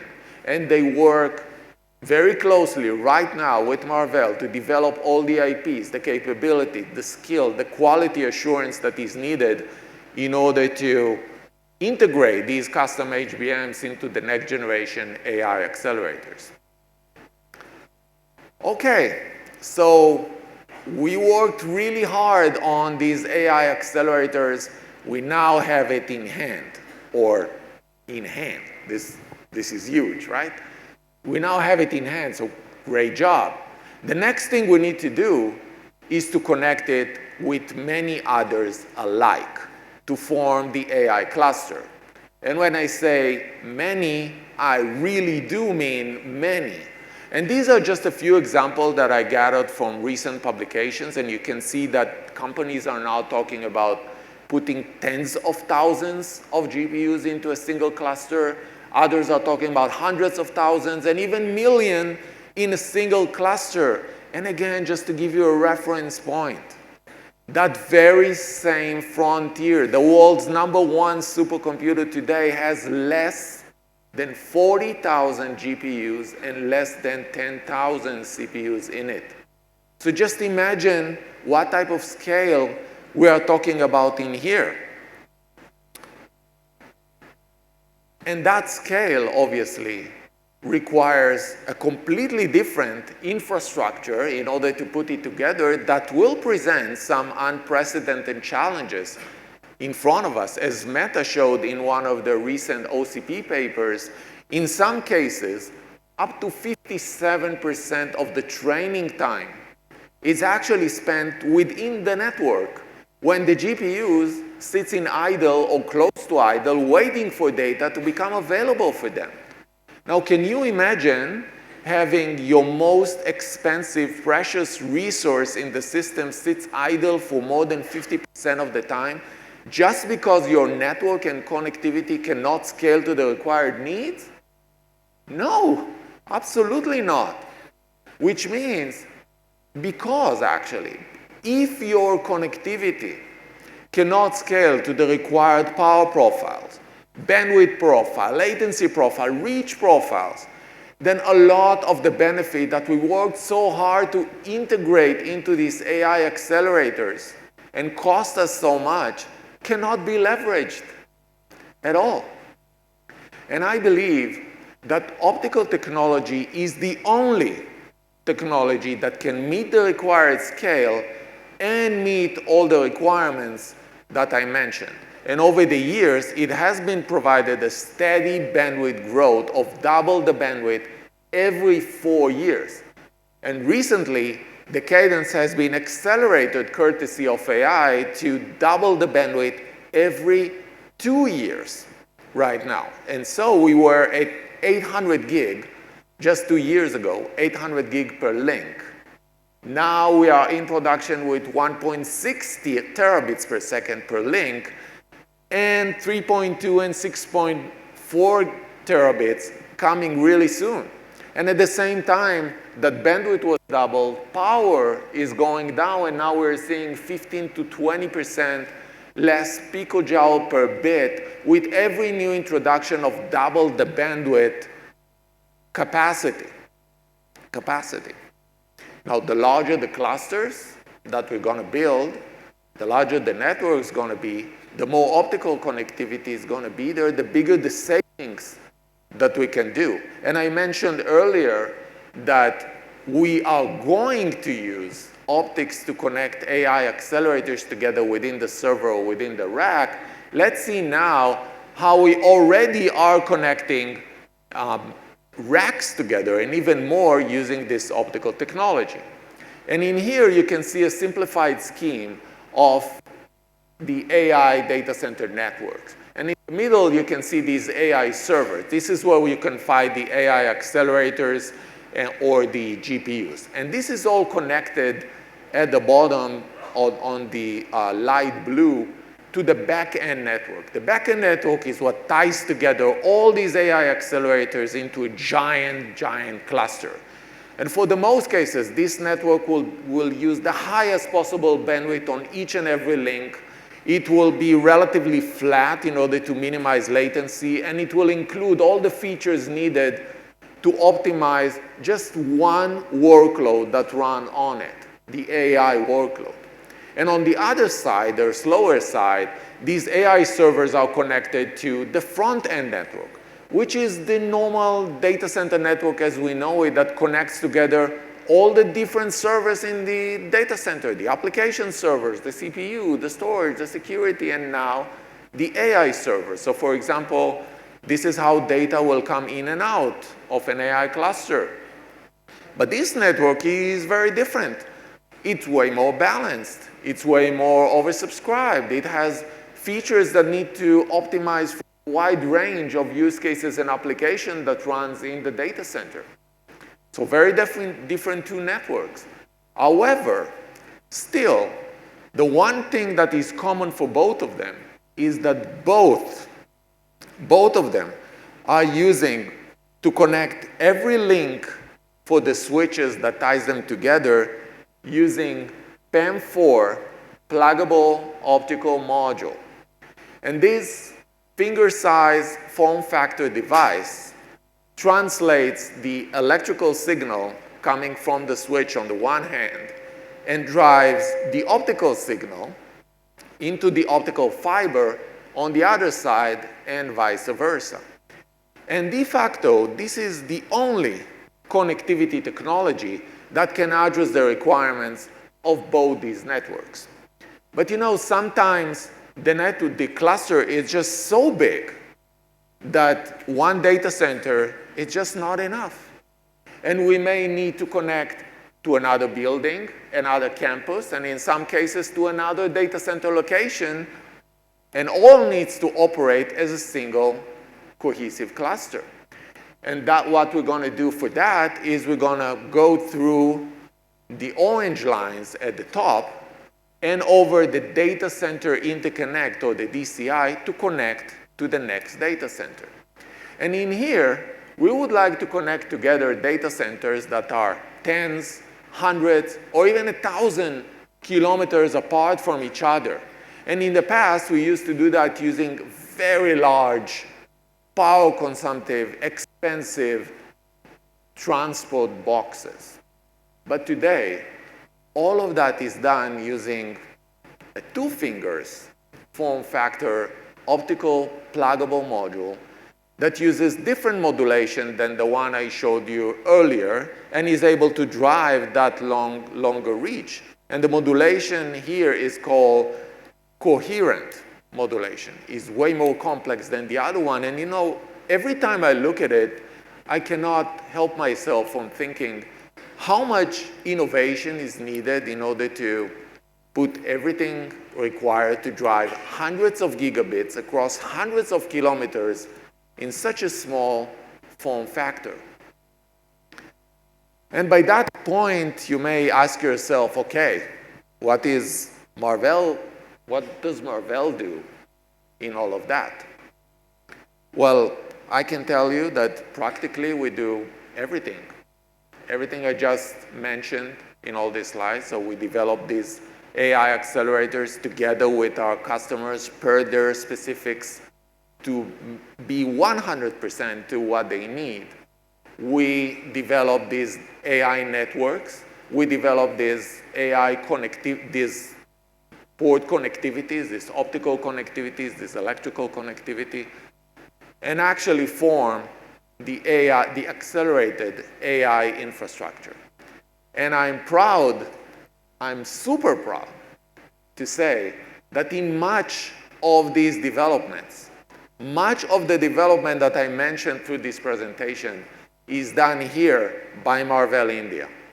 Enjoy the rest of your day, and thank you all very much. Thank you, Noam. That was definitely very insightful, interesting.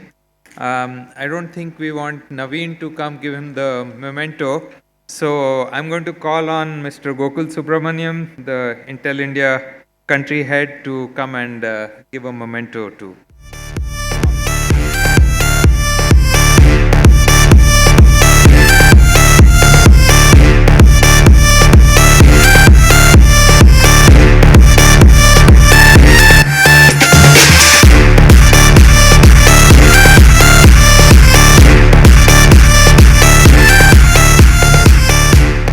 Thank you again, Noam. So after that keynote, now we move on to the next keynote. We have one more keynote before we take our tea break. And I would like to invite on stage Mr. Venu Puvada. He is the Senior Vice President of Advanced Chip Engineering at NXP Semiconductors. And he's been associated with more than 120 silicon projects across Texas Instruments, Qualcomm, and NXP, and also with the VLSI conference for a while. I've definitely seen him give keynotes earlier, and he's an IIT Madras alumni. So welcome, Venu. Thank you. Thank you. Good morning, everyone. Our CTO, Lars Rager, who's the Executive Vice President, he was supposed to be here, so he could not come. But we have a video message from him. If you can play the video, please. Ladies and gentlemen, big thanks for having me here with you at your incredible conference. Please excuse me for not being with you in person, but as you see this, I am at CES in Las Vegas, where NXP, of course, is showing a lot of its innovations to all our customers, politicians, and the entire society. What you will be experiencing at our pavilion, honestly, is very close to the motto of this conference. NXP is Silicon meets AI. Sustainable innovations in accelerated computing, secure connectivity, and intelligent mobility. Think of brighter places and imagine smarter and more sustainable factories and buildings that can optimize limited floor space, enhance efficiency, and improve the operational flexibility. We cover everything from healthcare devices with more flexibility and personal monitoring to interoperable, safer, more sustainable autonomous homes. As you know, these big visions require higher order system thinking. Trustworthy and secure devices and platforms that simplify design for faster innovation and enable brighter lives for everyone. We show how this is possible. We also invite visitors, you, on brighter journeys, welcoming the future of cars that is built on a powerful foundation with software at the heart. Our demos show scalable and flexible vehicle architecture solutions, advanced features like deeper battery insights, high-performance radar, and AI-enabled e-cockpits. And, of course, new possibilities with ultra-wideband positioning technology. Of course, every part is designed for trusted performance. By the way, every time. We are enabling the software-defined future. If you are looking for a trusted partner to develop your next design, please meet my team at the NXP booth. That is, by the way, number 10, 11, and 12. Our pioneering people, my innovators, and our leading-edge technology are here to bring the future forward together with you.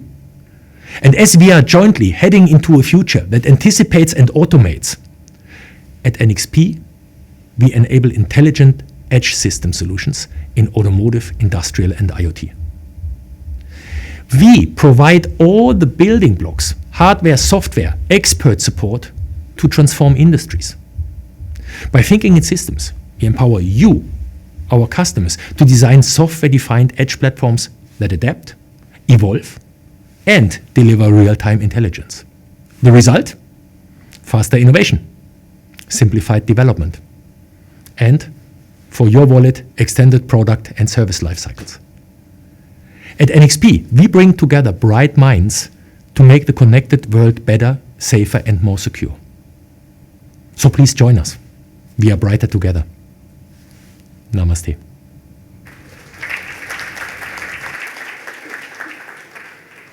Thank you.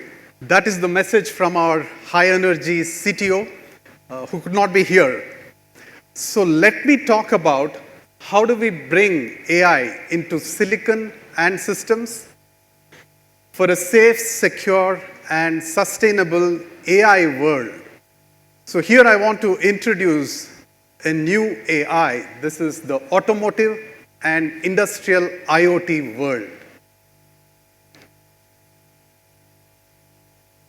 Who isn't dreaming of changing the world? Anybody here? I was talking to my daughter, who's in grade 12, and she came to me and said, "Dad, I need a funding of 1 crore. And I said, what for?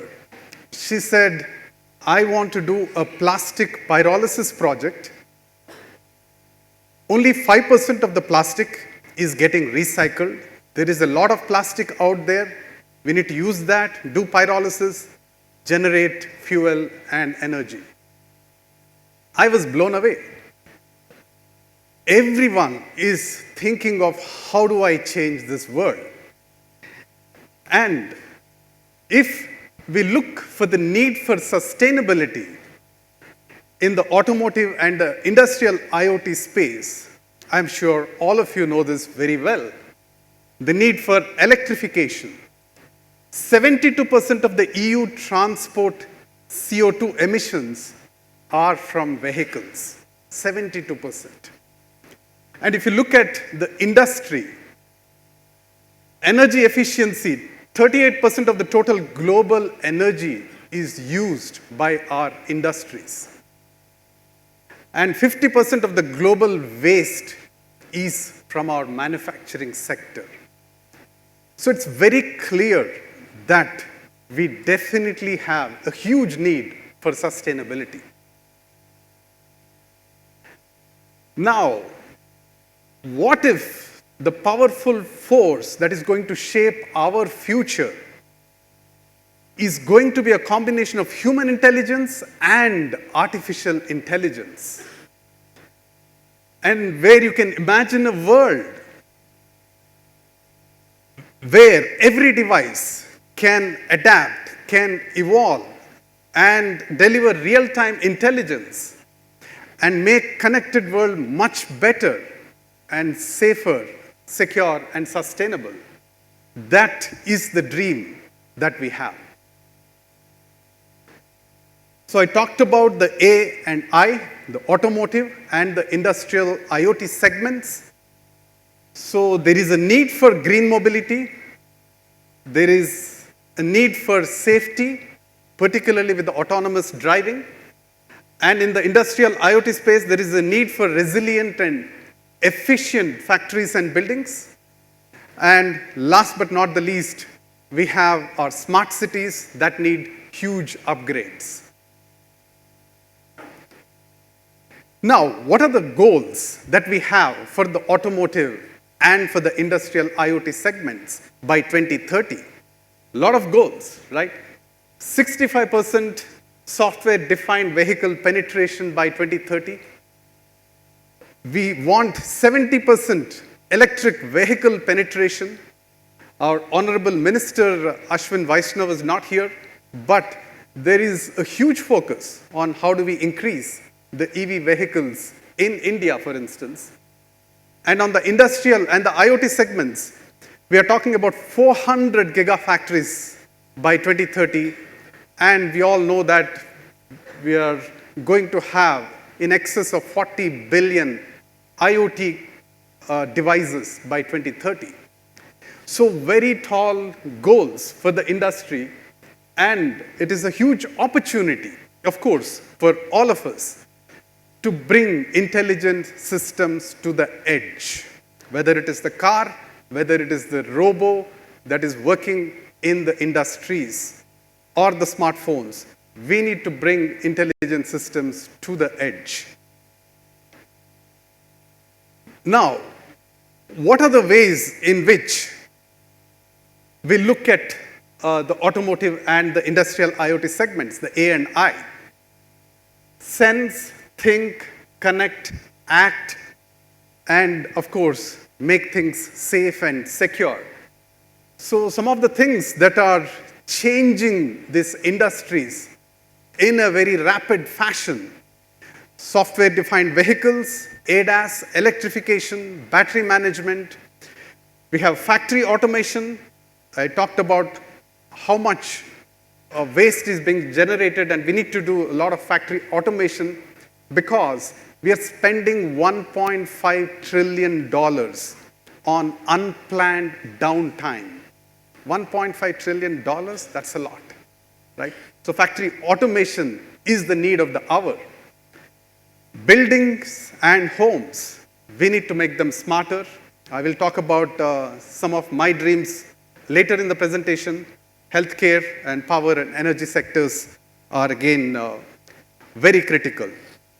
So the future is intelligent mobility and smarter infrastructure. That is what all of us are excited about. Now, if we delve into the automotive space, right, how do we get the automotive space with more intelligence? So software-defined vehicles, this is the path to manage the complexity, right? What is the advantage? When you talk about software-defined vehicles, they're dynamic, they're updatable. This is something that I've always wondered. Why can't I upgrade my car, right? I mean, I have bought the car, but you would like yearly or once in 2 years upgrade to your cars with the latest and greatest.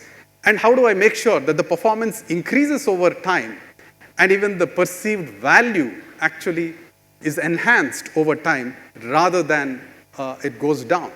So that is the future that we are working on. And there is a major automotive brain shift that is underway.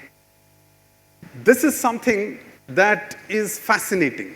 If you look at the brain stem, if you look at the cerebellum and the cerebrum, right, the brain stem, it controls and regulates reflexes and real-time functions and actions. It also helps us in sensing. But if you go higher to the cerebellum, it coordinates and takes care of vital functions. Very, very critical. And of course, cerebrum, it facilitates perception. So this is what is happening in a human brain, in a human being. Now, if you look at how this automotive brain shift is underway, you can see that there are plenty of sensing and reflexes kind of functions where there are many chips that actually help the automotives. And there are, of course, the cerebellum equivalent, right? Actions and the vital functions of a car, again, need multiple MPUs that are actually taking care of this fascinating brain shift in the automotive industry. And the latest, of course, is how do we enhance the perception with more and more chips that have the AI accelerators. And of course, this is where AI is going to meet the intelligent systems and take us forward. So this is something that is very, very interesting. And for us, this is about how we enable safe, secure, and sustainable robo on wheels. Yes, you heard me right. For us, the EVs are robos on wheels. So there is a way in which the automotive and the industrial IoT are actually going to meet, because a car in future is pretty much going to be a robo on wheels. Now switching to the industrial IoT systems. So what is happening here, right? Factory automation, like I indicated, is an exciting new area. Healthcare, buildings and energy, green energy, and autonomous home. A home that understands me, a home that plans things for me ahead of time is the future. So if you look at the complexity factors, we have the hardware and the software foundation. We have the technology pillars in terms of safety, security, IPs, the AI IPs, and multiple things in terms of connectivity, battery management. And finally, of course, system-level solutions that can bring everything together in consonance. So if we have to cut through this complexity and scale up there are many things that need to happen. The microcontroller units, as well as the apps processors, so they bring the analog, the power management, the sensors together, and there are a lot of IP blocks, like I already talked about, safety, security, AI, ML, networking, low power, vision, voice. There are so many things that are coming together to change the industrial IoT world. There is a diverse set of portfolio on the microcontroller where you have the value-driven, the ultra-low power, the versatile, the safe, the connected, and of course, the advanced NPU integrated, AI integrated MCUs as well. So the smallest of the microcontroller units today have packed in a lot of intelligence to change the way we are driving our industries.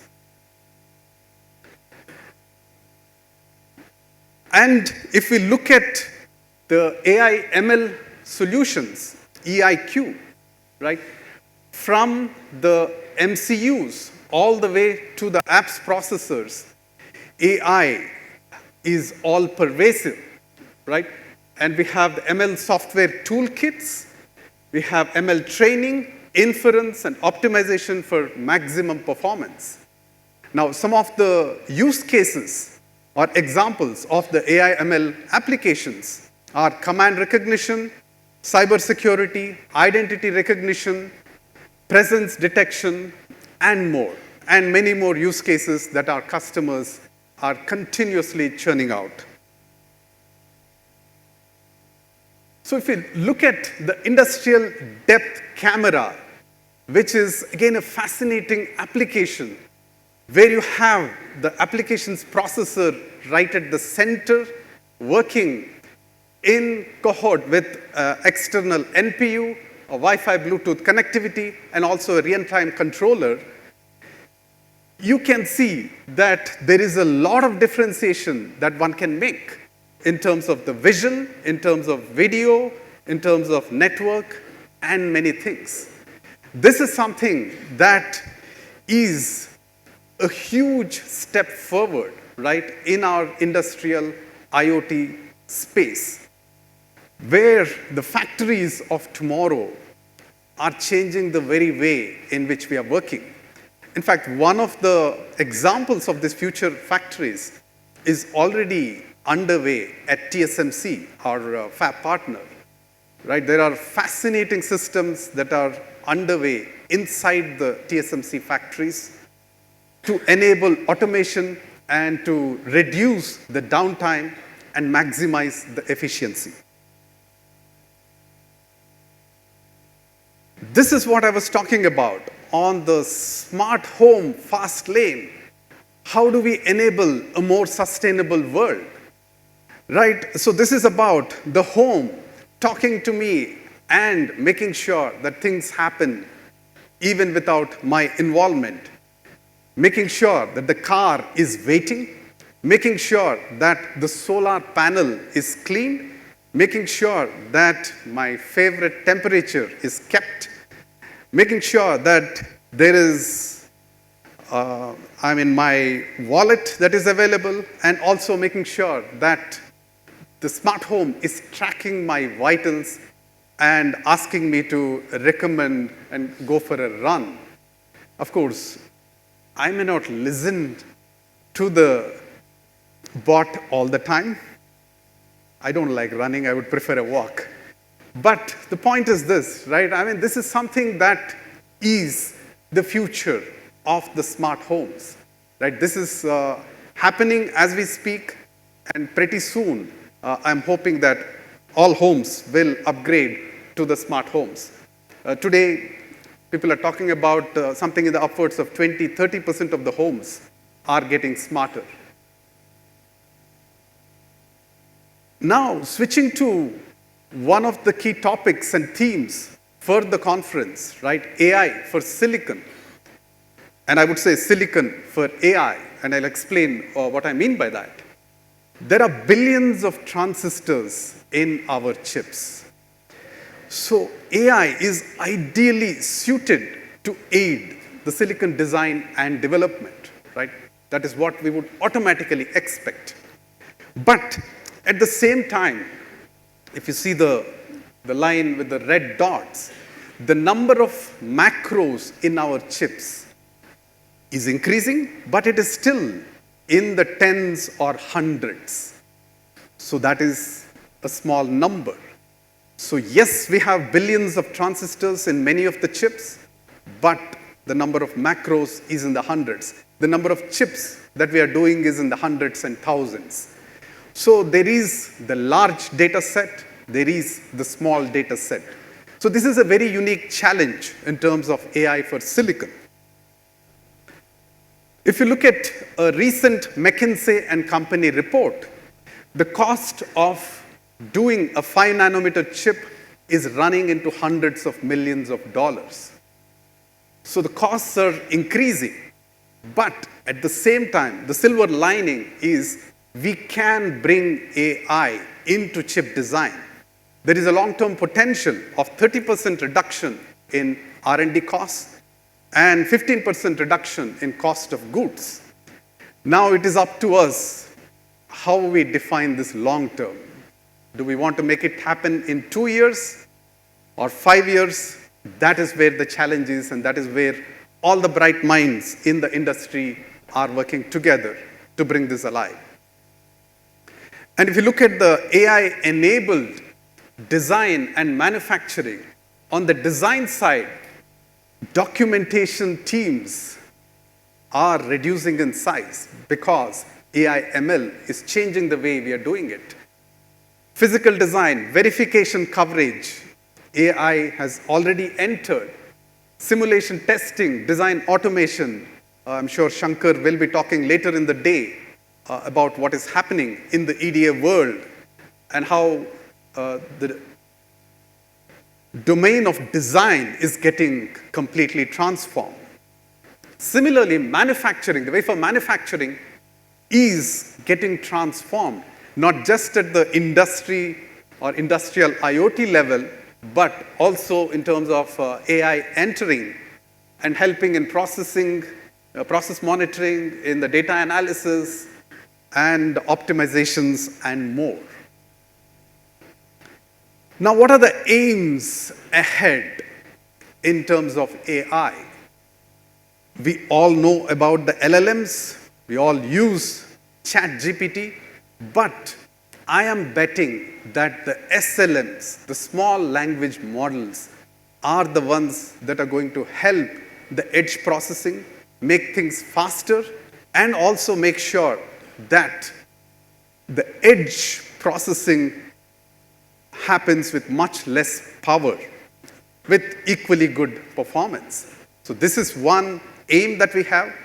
Hallucinations, that is the wrong answers that we get from the AI solutions.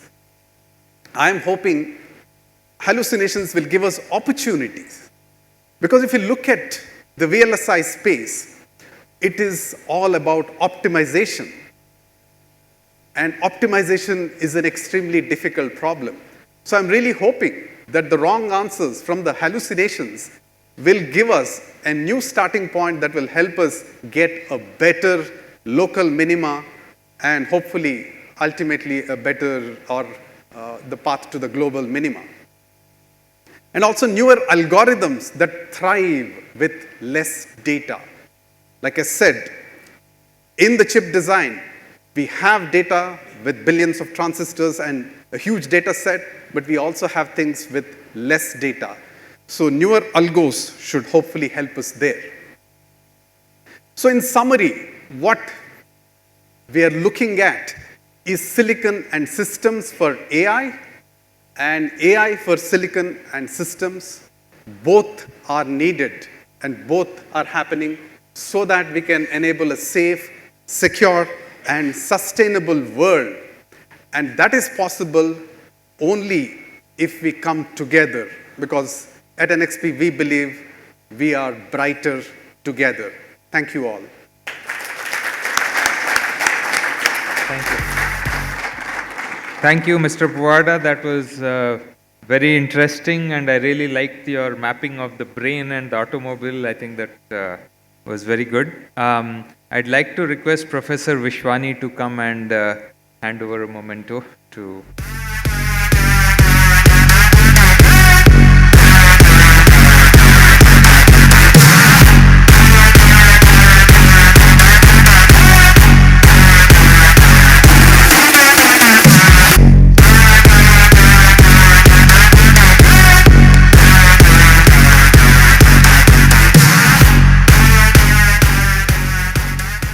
So we are going to head for a break, but before that, just a couple of announcements. The first one is around the proceedings for this conference are not going to be printed in physical paper. They are digital. And can I have my foil up there that talks about, so there is a website and a username and password that's available to all the participants, so you can download your digital proceedings. And also, we are going to inaugurate our exhibit section just now, right after this, just outside here. So please do go attend the inauguration and check it out. And then we are heading for our break, and we will be back at, let's say, 11:35 to start our next set of keynotes. So please be back on time. Thank you. Enjoy.